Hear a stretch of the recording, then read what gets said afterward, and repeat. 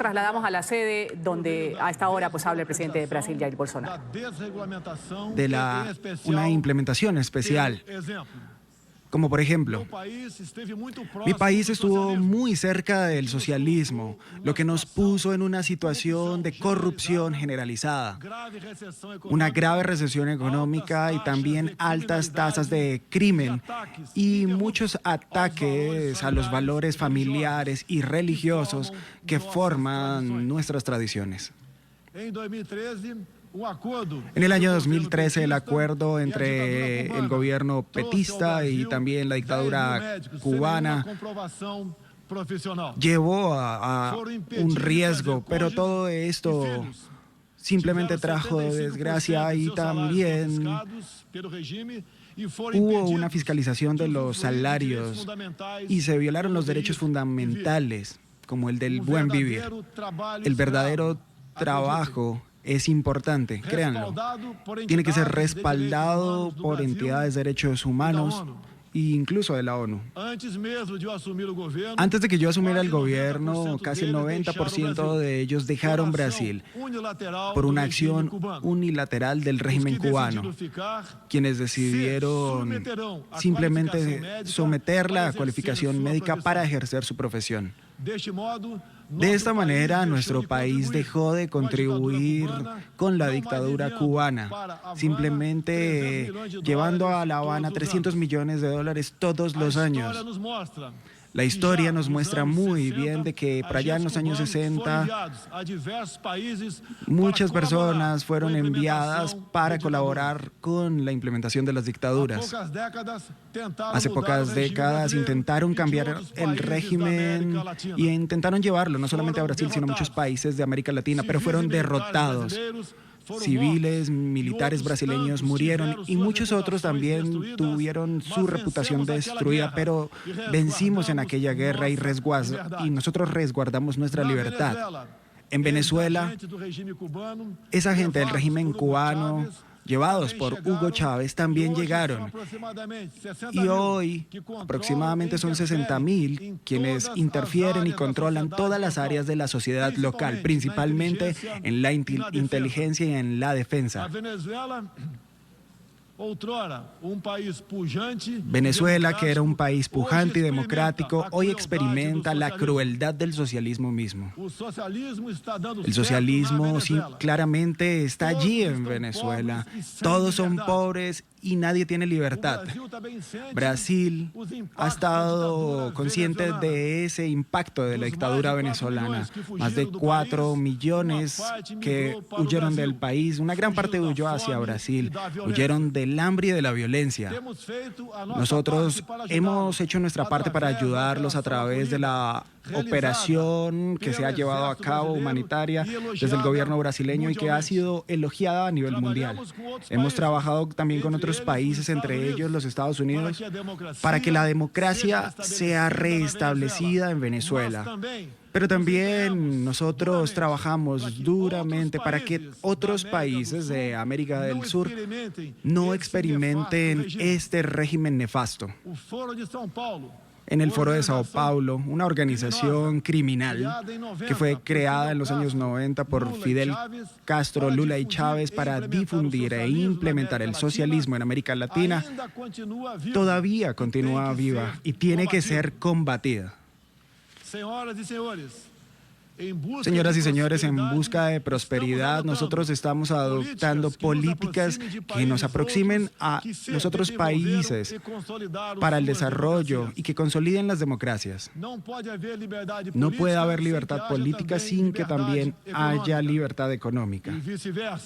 Y de la misma forma, el libre mercado, las concesiones y las privatizaciones ya se hacen presentes hoy en Brasil.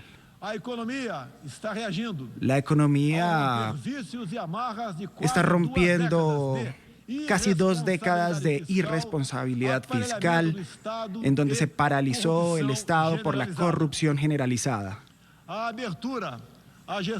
La abertura, la cuestión competente y los grados de competitividad son objetivos inmediatos de nuestro gobierno.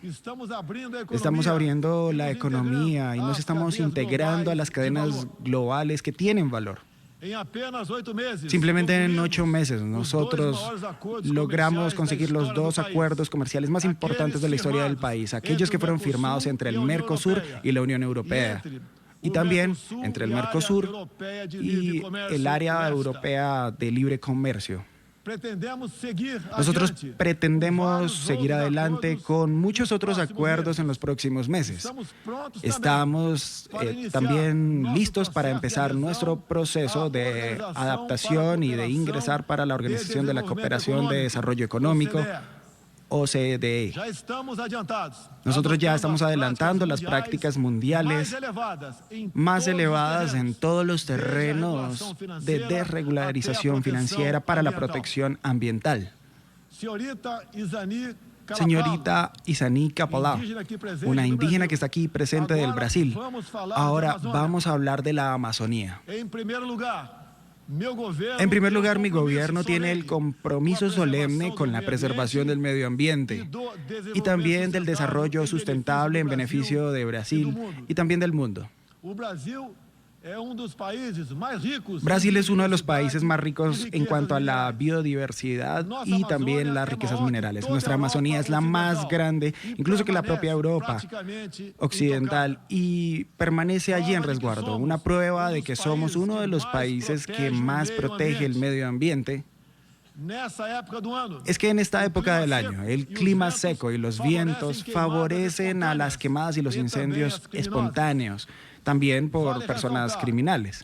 Vale resaltar el hecho de que existen quemadas que son practicadas por las poblaciones locales como parte de su respectiva cultura y que también es la forma de sobrevivencia de ellos.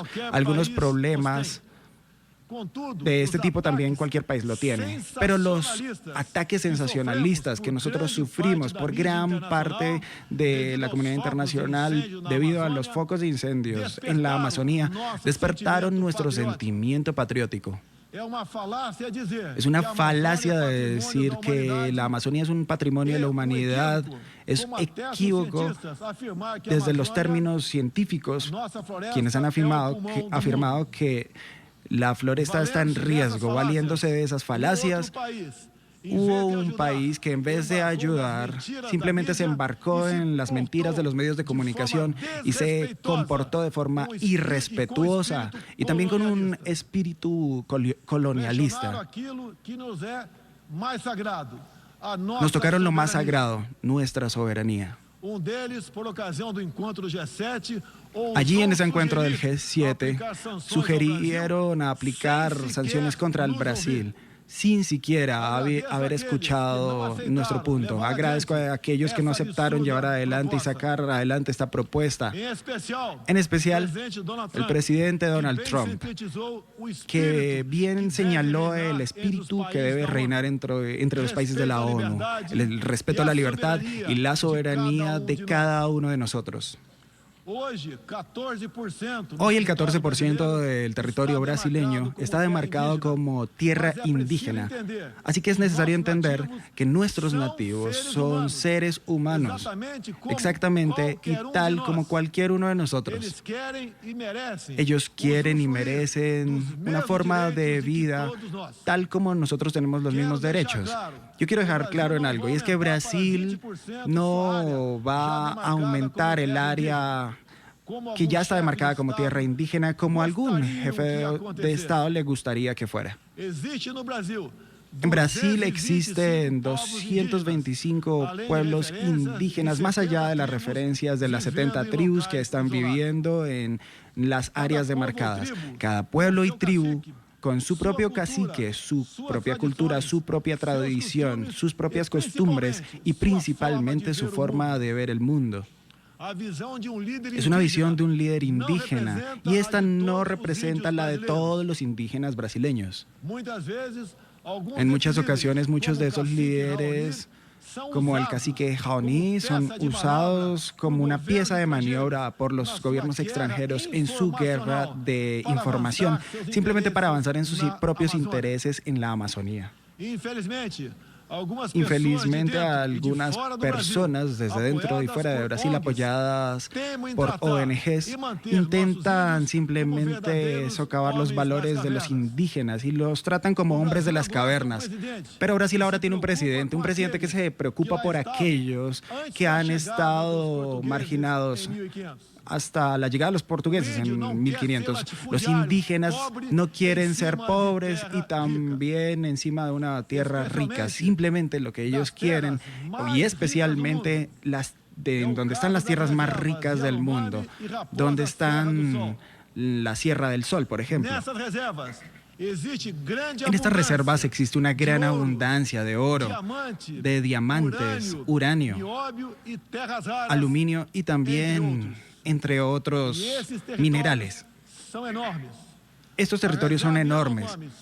Estas reservas en sí mismas cuentan con aproximadamente con 95.000 kilómetros cuadrados, el equivalente al tamaño de Portugal o de Hungría.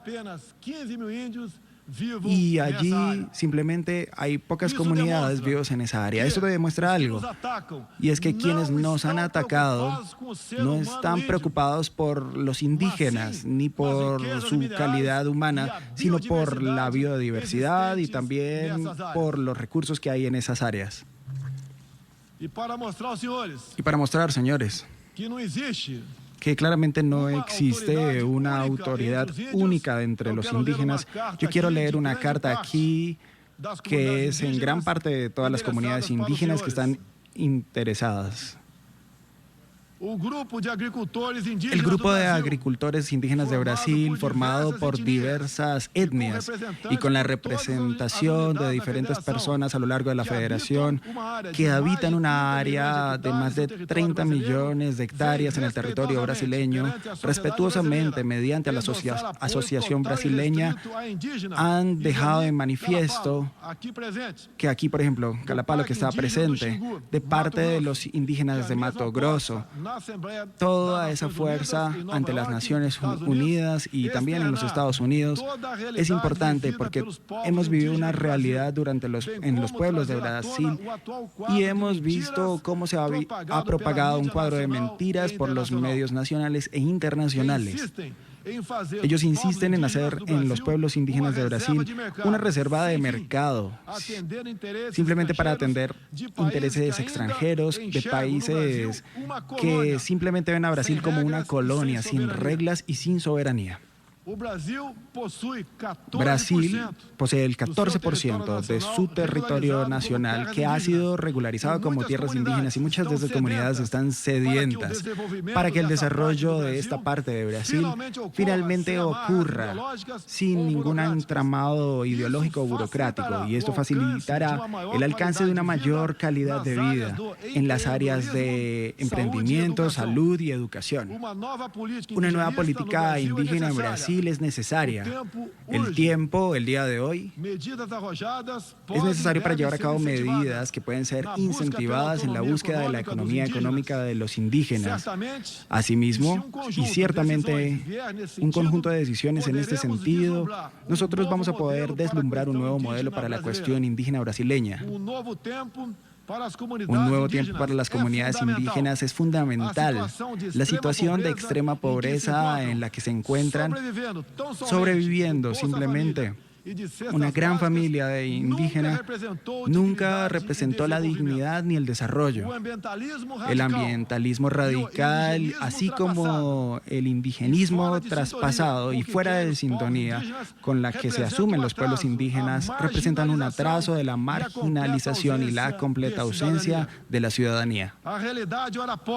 La realidad ahora requiere que el mundo, en la Asamblea General de las Naciones Unidas, pueda conocer nuestros deseos y también nuestras aspiraciones de la etnia indígena allí en Calapalo, que va a transmitir un cuadro real del medio ambiente y de las comunidades indígenas brasileñas. Por lo tanto, Izani Calapalo goza de confianza y del prestigio del liderazgo indígena interesado en el desarrollo, el empoderamiento y también del protagonismo, estando apta para representar las etnias que están anexas, que son 52. Se acabó el monopolio. La Organización de las Naciones Unidas tiene un papel fundamental en la superación del colonialismo y simplemente no puede aceptar que esa mentalidad regrese a estas salas y corredores sobre cualquier pretexto. Nosotros no podemos olvidar que el mundo necesita ser alimentado. Francia y Alemania, por ejemplo, usan más del 50% de sus territorios para la agricultura. Ya Brasil usa apenas el 8% de las tierras para la producción de alimentos. El 61% de nuestro territorio es preservado. Nuestra política es de tolerancia cero en contra de la criminalidad. Y esto ha incluido también los crímenes ambientales. Yo quiero reafirmar mi posición de que cualquier iniciativa de ayuda o de apoyo a la preservación de la floresta amazónica o también de otros ecosistemas deben ser tratados en pleno respeto de la soberanía brasileña. Nosotros también rechazamos las tentativas de instrumentalizar la cuestión ambiental o cualquier política indigenista en pro de intereses políticos y económicos externos, especialmente aquellos que están disfrazados de buenas intenciones. Nosotros estamos listos para simplemente agregar el valor de forma sustentable desde nuestro potencial.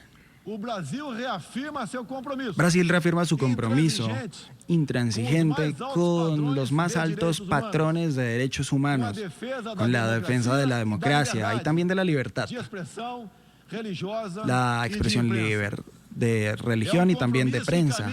Es un compromiso mío junto contra el combate de la corrupción y la criminalidad. Son demandas urgentes de la sociedad brasileña. Nosotros vamos a seguir contribuyendo dentro y fuera de Naciones Unidas para la construcción de un mundo en el que no haya impunidad ni abrigo a los criminales y los corruptos. En mi gobierno, el terrorista simplemente va a huir de Brasil. Ahí hubo uno que fue preso en Bolivia y llevado a Italia.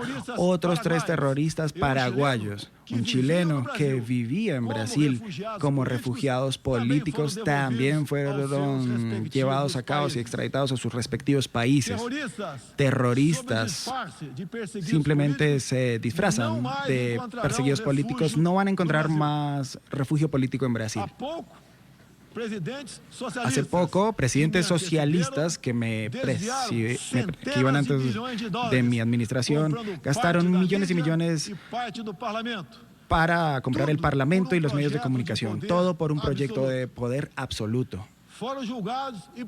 Ellos fueron juzgados gracias al patriotismo, la perseverancia y el coraje del juez, que es un símbolo de mi país, el doctor Sergio Moro, nuestro actual ministro de Justicia y Seguridad Pública. Esos presidentes también transfirieron una muy buena parte de los recursos para otros países, con la finalidad de promover y también implementar proyectos muy parecidos en toda la región. Esa fuente de recursos se acabó, se secó. Esos gobernantes vinieron incluso aquí cada año y hacían discursos que no tenían que ver con la realidad, que nunca atendieron a los intereses reales de Brasil y tampoco contribuyeron a la estabilidad mundial. Asimismo, eran aplaudidos.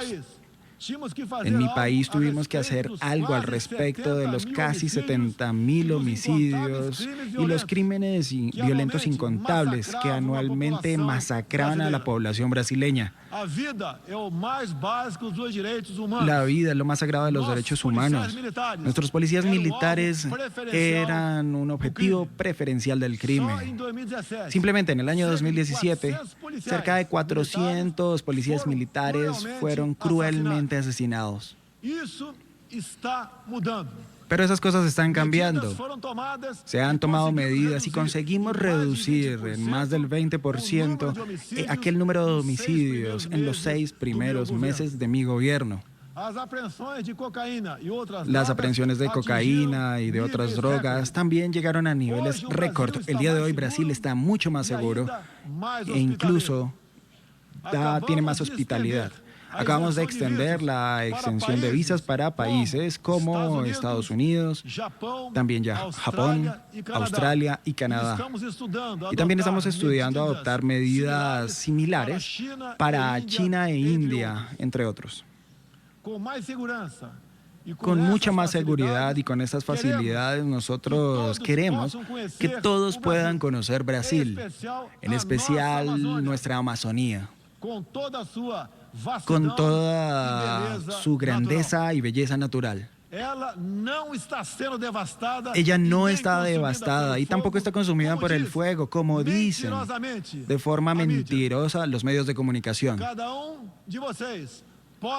Cada uno de ustedes pueden comprobar lo que yo les estoy diciendo ahora. No dejen de conocer Brasil. Es muy diferente de aquella etiqueta que está estampada en las televisiones. La persecución religiosa es un gran flagelo que nosotros debemos combatir de una forma incansable. En los últimos años... Bueno, ya estamos escuchando el discurso del presidente de Brasil, Jair Bolsonaro. Abre con su intervención la 74 sesión de la Asamblea de Naciones Unidas.